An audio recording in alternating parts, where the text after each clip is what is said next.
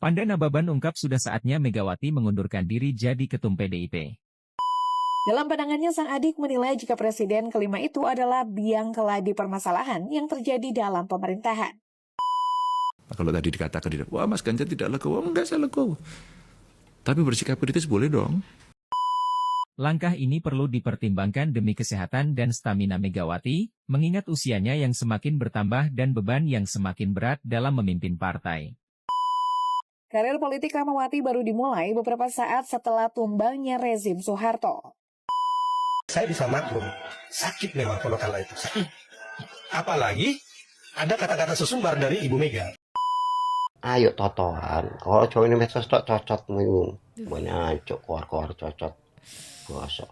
Totoan sa Indonesia polling. Halo sobat-sobat sudut pandang, waduh gimana nih kabar kalian? Semoga baik-baik saja ya dan semoga selalu diberikan kesehatan. Seperti biasanya kalau barengan sama Jub-Jub di sini, aku ingin ngajakin kalian untuk mencari info menarik apa ya hari ini?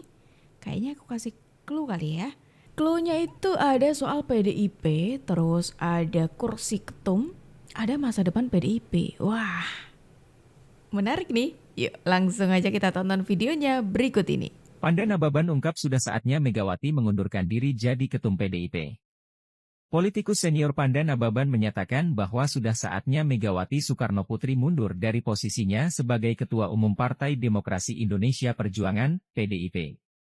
Menurut Panda Nababan, langkah ini perlu dipertimbangkan demi kesehatan dan stamina Megawati, mengingat usianya yang semakin bertambah dan beban yang semakin berat dalam memimpin partai. Kalau secara manusiawi dan kemudian karena kecintaan ke dia dan ngeman dia, mendampingi dia. Kalau saya pribadi, ini sudah waktunya dia mengundurkan diri, ungkap Panda Nababan dilansir dari YouTube Keadilan TV. Menurut saya ini demi kesehatan dia, demi stamina dia, demi kejenuhan dia karena apa bisa dengan sukarya mundur, lanjutnya. Panda Nababan menilai bahwa Megawati telah mempersiapkan penerusnya dengan baik, khususnya Puan Maharani. Nah kalau kali ini aku sepakat dan setuju banget sama Bung Panda Nababan.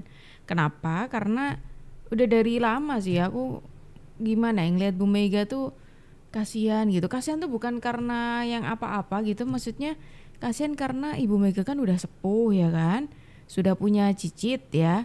Terus kayaknya ya seusianya Bu Mega harusnya udah di rumah, terus sudah nyantai-nyantai ya kan, sudah ngeteh, sudah ngopi di teras rumah sambil nonton anak cucu cicit itu main kayak gitu, kayak menyenangkan gitu.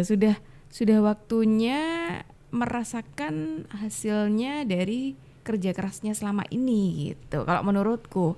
Dan apalagi dengan politik saat ini yang wah luar biasa ini ya, yang sedang berjalan ini. Jadi rasa-rasanya kok kayaknya Bu Mega lebih baik mundur aja deh. Ya itu kan demi kesehatan Bu Mega juga. Sudah sepuh dan harus lebih menjaga kesehatan lagi gitu pastinya kan begitu. Jadi kalau kali ini aku benar-benar sepakat sih sama apa yang dikatakan oleh sama Bung Panda gitu. Selain soal kesehatan Bu Mega, aku rasa ini sebagai sarana juga untuk PDIP tuh supaya rebranding gitu. Karena banyak orang, tidak cuma aku aja yang merasakan, banyak orang itu yang merasa PDIP kayaknya perlu adanya pembaharuan gitu. Karena sudah terlampau ini sih, sudah terlampau lama yang membuat PDIP tuh ya terlalu kaku gitu rasa-rasanya. Seperti itu. Atau mau peringatkan saya, menanyakan kenapa sikap politik saya berbeda. Tidak ada. Masih menjadi satu-satunya presiden pertama perempuan sepanjang sejarah Indonesia. Megawati Soekarnoputri nyatanya tidak membuat bangga adiknya Rahmawati Soekarnoputri. Rahmawati bahkan tak ragu melayangkan kritik pada sang kakak dan menegaskan perbedaan pandangan politiknya dengan mendirikan partai politik yang berbeda. Dalam pandangannya, sang adik menilai jika presiden kelima itu adalah biang keladi permasalahan yang terjadi dalam pemerintahan. Kira-kira apa yang menjadi penyebab sang adik begitu antipati pada Megawati, hingga memilih bergabung pada partai oposisi selama periode pertama pemerintahan Jokowi Yusuf Kala, demi melakukan kontrol dan pengawasan pada pemerintah. Karir politik Rahmawati baru dimulai beberapa saat setelah tumbangnya rezim Soeharto. Pada pertengahan 2001, ia mendeklarasikan Forum Persatuan Nasional. Saat itu ia mengecam para elit politik yang menurutnya berada di Menara Gading. Dari Forum Persatuan Nasional itu ia kemudian membentuk partai sendiri. Pada Agustus 2002 lahirlah Partai Pelopor. Selain menjadi pendiri, Rahmawati juga menjadi ketua pertamanya. Partai ini berpartisipasi pada pemilu 2004 dan 2009. Dan kini dikenal dengan nama Partai Pergerakan Kebangkitan Desa atau disingkat Partai Perkasa. Pada 2007, ia mengundurkan diri sebagai ketua Partai Pelopor setelah Presiden Susilo Bambang Yudhoyono memberinya posisi sebagai Dewan Pertimbangan Presiden hingga tahun 2009. Rahmawati yang keluar dari Partai Pelopor pada 2012, kemudian merapat ke Partai Nasdem pada 2013. Di partai itu ia menjabat sebagai Ketua Dewan Pertimbangan, tapi sayang tak bertahan lama. Pada Agustus 2014, Dewan Pimpinan Pusat atau DPP Partai Nasdem mencopot jabatan itu karena pandangan Rahmawati dianggap sudah tidak sejalan. Keputusan tersebut diambil setelah Ketua Umum Nasdem Surya Paloh, jajaran Majelis Tinggi dan jajaran Dewan Pertimbangan mengadakan rapat internal dan secara bulat memutuskan untuk memberhentikan Rahmawati dari kepengurusan. Setelah keluar dari Nasdem, Rahmawati bergabung ke oposisi Partai Gerindra dan diangkat menjadi Wakil Ketua Umum Bidang Ideologi pada April 2015. Hingga pada September 2020, ia tercatat sebagai Wakil Ketua Dewan Pembina Partai Gerindra dan berada langsung di bawah posisi Ketua Umum Prabowo Subianto. Ini menarik nih. Tapi emang dari lama ya itu adiknya Bu Megawati, Bu Rahmawati Soekarno Putri itu memang tidak cocok dengan Ibu Megawati. Dan beliau juga mengatakan kalau ya biang keladi dari rusaknya demokrasi, Beliau juga mengatakan kalau biang keladi dari rusaknya hal yang terjadi di Indonesia itu ya ulahnya Bu Megawati gitu. Kira-kira kalau ketemu di rumah gitu gimana ya? Maksudnya ya masa lebaran gak ketemu gitu, pasti kan ketemunya minimal setahun sekali lah ya.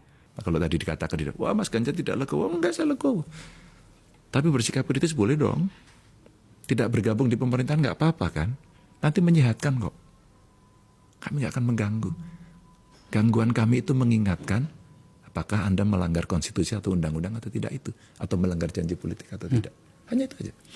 Menurut kalian gimana nih sobat-sobat semuanya? Apakah benar nih apa yang dikatakan Pak Ganjar, katanya sudah legowo kok Pak Ganjar, cuma ya nanti akan menjaga dari luar nih gitu.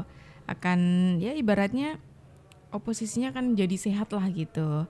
Karena perlu ada yang kontrol juga dari luar dan ya itu wajar-wajar aja sih. Cuma rasa-rasanya gimana ya kalau dimaknai sudah legowo itu kok aku tidak melihat hal itu gitu loh.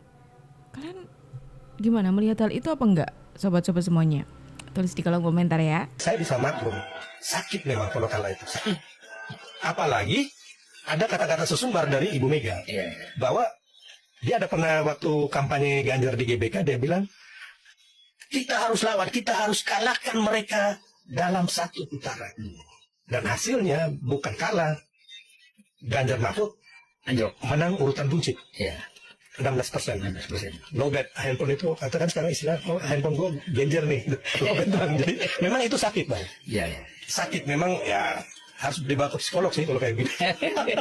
Andaikan dulu itu Bu Mega tidak sesumbar itu, mungkin sekarang tidak sesakit ini gitu ya. Soalnya dulu tuh pernah ngomongnya menang 1 kali putaran. Terus ya benar-benar sangat pede lah gitu. Ya emang rasa pede itu harus dipunyai seseorang yang lagi berkompetisi gitu. Itu wajib dan wajar gitu. Cuma ini tuh kemarin bener-bener pedenya tuh mentok-notok jeduk gitu loh. Mentoknya tuh mentok tok gitu. Bener-bener gitu. Terus habis itu tiba-tiba dapatnya segitu. Ya wajar aja sih kalau sakit ya.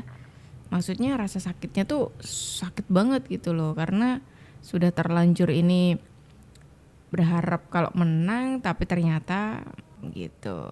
Padahal kemarin sudah ada sesumbar juga nih dari Bung Adian. Kalau ini waktu yang Pilpres kemarin ya. Ya karena ini bahasanya tadi ngomong soal legowo, makanya aku tarik ke Pilpres kemarin.